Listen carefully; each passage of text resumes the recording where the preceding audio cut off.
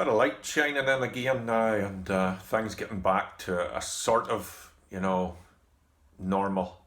At least a lot better than what it was. But it's given me time to reflect on things that I've been looking at over the last 3 months, and I put a few things together, and it is starting to, it has been in like a 20-year period, and it's like a prophetic 20-year period because it goes back to 2000, and where John Paul had spoken to us at World Youth Day and called us the morning watchmen of the new millennium.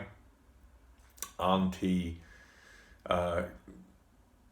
used a passage of scripture from Isaiah 21 verse 11 and 12, which says, "Watchman, what of the night? Watchman, what of the night?" The watchman replies, "Morning comes soon, but night will return again. If you want to know more, return, come back." And this was the passage that was given to us in 2000. And I reflected on even at that time and found that the night was a crisis in every person's life that will come, or it'll come in a collective way for all of us. And that night is the night, the sort of dark night of the soul, when due to sin, we see ourselves and our mortality in a sinful way, and we get that sense of impending doom. And that impending doom can be death, and death leading to that final outcome of either you think there's nothing, which is pretty scary alone, we're pretty frightening that if there's nothing, and also that fear of the sinful person meeting God. And that's why we need to be purified.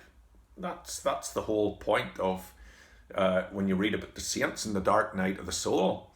The saints were gradually progressing in holiness, and that holiness took ways and means of purification.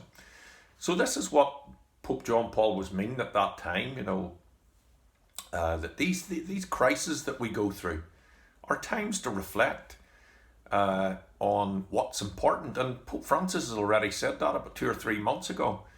He didn't say God's chastisement or God's justice. He says, no, our time to reflect on what we see as most important in life.